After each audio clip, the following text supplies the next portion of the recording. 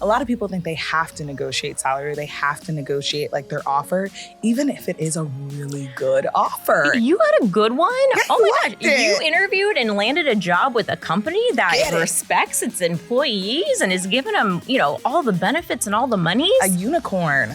I'm Jen, a career coach and your go-to gal for all things career advice. And I'm Gina, and hopefully we're going to help some people get their next job. Welcome to Job Search Stories.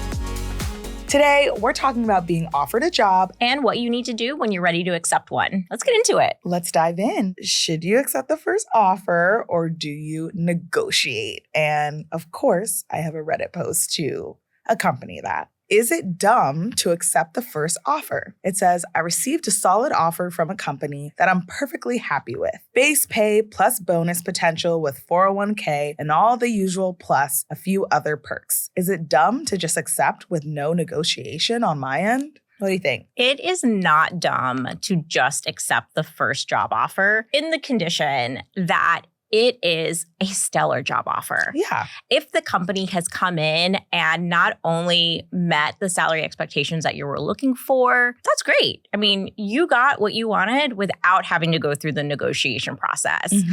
I will typically tell people there's always room to negotiate, but you might be a person who is not comfortable with negotiating. So if you get an offer that's really great and meets your needs, it's perfectly okay to accept it. But just know, if you get an offer and you do find that, hey, they offered me the low end of the salary band. Based on my experience, I know that I could be making more. Then those are instances when you would want to go back and you would want to counter because recruiters are expecting it. They're not afraid of a counter offer. Yeah. So you just need to be prepared to back up that counter offer with the reasoning why. And I like that you said that because I think even this person saying, is it dumb? A lot of people think they have to negotiate salary. They have to negotiate like their offer, even if it is a really good offer. You got a good one? Yeah, oh my gosh. You interviewed and landed a job with a company that respects its employees and is giving them, all the benefits and all the monies? A unicorn. Take the money. If a recruiter rejects that salary negotiation or even rescinds the offer, do you reach back out to them? My personal opinion is that if a recruiter rescinds a job offer just because you tried to negotiate, that's in bad form. And it's bad form, particularly if you asked for something that is completely reasonable and you asked in a professional manner. Like I've said before, recruiters do expect you to negotiate. Now, if you counter with something that's maybe like $20,000, $30,000 over your original, expressed salary expectations, that can turn people off. Yeah. In that instance, okay, I understand when, why that offer may have been rescinded. But if you've countered and you've outlined in your case why your expectation is to be making more, all the value that you bring, and it's reasonable, it's backed up by industry and marketing data, then they should be hearing you out. Yeah. Now, whether or not you should reach back out, if it's been rescinded, one outreach is perfectly fine. Yeah. And if you don't get a reply back, again, this could be a red flag that maybe they aren't the company for you. And maybe it's something that wouldn't have been a good fit anyway. Yeah. Like if they rescinded it, then do you want to work there anyway? Right. Yeah. You're like, gosh, I just asked for a little bit. Just asking a little question. It's like, okay, if you can't give me more money, a little PTO? Yeah. Could you give me some benefits? Well, I mean, you make a good point. There's other things to negotiate other than salary. Absolutely. If you have any questions for us, please leave a comment down below and make sure to like and subscribe to our channel. If you do leave a comment, you could be featured on the next episode of Job Search Stories. All right, on the topic of salary negotiation, this actually brings us to the question from our viewer about how to handle a low offer. Okay. Are you ready for this question? Yes. So Mike asks, I'm a video editor whose typical rate is $700 per edit day and was offered a gig to edit 2 to 3 videos for $175 per video. After negotiating, they continued to reach out to me and offered me $1,000 for 3 videos, but would like a tester video first. I feel so disrespected, yet lost. Should I risk her not paying me for the other 2 videos? Help. That is a tough situation to be in, especially since it seems like it is a freelance type of contract situation. I would definitely want to be respected too. So what are your thoughts? I would not want to submit a tester video, especially for free. When you're in a freelance situation, there's an expectation that this is how you're making your living, right? You're a professional. So no one should have to work for free. If you're in a situation where somebody is asking you for a sample, send them your portfolio. Send them an example from your work that is similar to what they're trying to achieve. But I would never put myself in a situation where I'm working for free. Yeah, because then they can just take that and be like, well, Right. I don't need anything else from you. Thank you. That's all I needed. Thanks for Yeah. doing a great job. Yeah. And I think a lot of people potentially applying for contract work or even full-time work probably feel the same when it comes to like assignments and things like that. So I think it's really worth just seeing what you're willing to do in order to get the work. Absolutely. I mean, there are a lot of ways to build a portfolio. And I think I could see how someone might be interested in doing a test for someone, especially if they don't have a lot of work to show. But you still have to understand your self-worth, right? If you start saying yes to these types of requests now, it's going to be harder for you to just have the mentality of saying no later. You really start to undervalue yourself. So really getting comfortable with saying no, but I'm happy to share some more samples with you. If there's a particular style that you're looking to see, let me share something else. But unfortunately, because this is my primary work, I'm not able to create test videos for free. Yeah, I think that's just like a perfect like script or example on how to counter offer when you do feel like you're kind of being lowballed, especially knowing your own experience or knowing what's like the standard for your industry. Absolutely. Yeah. And if it's a situation where, let's say they're not asking it for free, but they're asking for a quality of product that is lower than what you typically do, that's also okay. You can go back to them and say, you know, it sounds like what you're looking for isn't the type of service that I provide.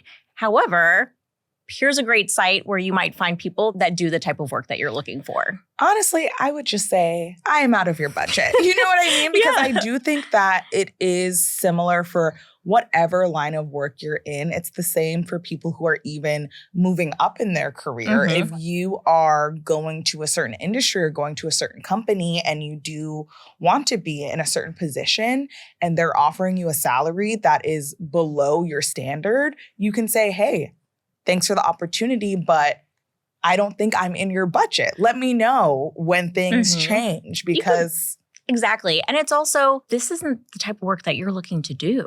Right? How is this work going to help you grow in your career if you're using skills that are at a lower level than what you would typically use? If you're not getting any value from it and you can't afford to say no, then go ahead and say no. For sure. Now it's time to leave your old job.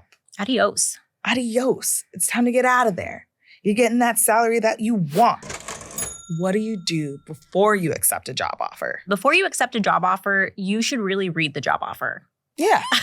You should read every detail. Make sure that you ask for it in writing, especially if all you've received is a verbal offer. Because what you're going to want to do is make sure that everything they have outlined matches what they've said. Because there have been instances where job seekers have received an offer and there are some discrepancies. And so you really want to make sure that you get everything in writing because that's what you're going to be able to go back to. Yeah. I think that's just with life, you know? I think read before you sign. Yeah, read before you sign. When you're gonna do anything that's life-changing, just making sure that like you can guarantee that like what has been told to you is in writing. I think that's like something that a lot of first-time job seekers, they'll be like, oh, well, this job told me that they would do this, this, and this. Was that in your offer letter? Like, you know what I mean? Yeah, so I think it's you want to get the receipts. Exactly. Get them receipts. When's a good time to officially put in that notice to your old job? So once you sign your offer letter, a good amount of time to give your company notice is at least 2 weeks. Now, there is no legal mandate that says you need to give a company at least 2 weeks notice, but it is considered a professional courtesy because that's typically seen as a good amount of time to maybe allow them to post a new opening, give you a chance to wrap up your current work or at least offload it to other people and really take the time to say goodbye and make sure that you're leaving the company in a good place. If you can take more time off, give yourself a little bit of a break if you can afford to. I have known of people that I've worked with who have taken a month off to just not work And that is a blessing if you can do it. So don't feel like you have to jump from one job to another if you can afford to and if the start dates work out right. We do get comments like this a lot on the channel, and I see this on social media. A lot of people say, why should I give 2 weeks when a job can fire me and I have to literally leave that day? What are your thoughts? I fully hear you, but sometimes we just want to be better. Yeah. Right? You want to be better. And again, it's about setting yourself in a position to where you don't want to burn bridges. And I will honestly say that when you're in a position where you are, let's say, let go and you are given hours notice, a lot of times it was not your manager or your team that made that decision. Yeah. And so when you think about the impact of you leaving, that is in your control. If you've worked on a great team and you really respect these people, you wouldn't want to put them in a bad position. For sure. They didn't do it to you. I mean, maybe they did, but either way, like you said in another episode, like the great Michelle Obama says, when they go low, we go high. How should someone put in their 2 weeks notice? Step by step. When you're putting in your 2 weeks notice, you're going to want to keep the letter short. You can really stick to the facts. Just know a 2 weeks notice is really for HR. So you can keep it very concise. You can express gratitude because that's good form. You will let them know what your official last day of employment will be. And you can let them know your plans for transitioning off projects. Now, if you're wanting to send a goodbye message to your work colleagues, I know we've talked about this in another episode, but it is perfectly fine to send an email out letting them know that you had a really great time working there, that you learned a lot, and sharing that contact information. So if you wanted to maintain a relationship and stay in each other's network, you have the ability to do so. Yeah. Nice. Now it's time for a little giggle. I love to laugh. And our producer has a post from X. Okay. This is a comment on a TikTok video, and it says, I cannot believe this TikTok commenter burned me so hard they got a job offer. And the comment says, you've got a main character voice, but a main character's best friend's face. I hope that doesn't sound mean. Someone else said, this is kind of rude. And then someone else says, I'm a professional animator, and I 100% understand what you mean. And the fact that you can recognize it, join our industry, friend.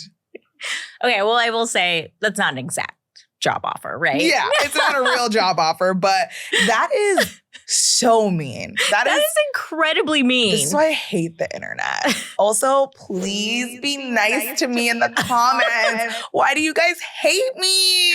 Just kidding. Some of you guys are really nice, but some other people, they're not so nice to us. Yo, we're real people. Yeah. And we read the comments. We do read the comments. We're just trying read to the help. Comments. We love y'all. We want to help y'all, but please be nice to us. I just want to help you get a job. Yeah. That's all I want to do.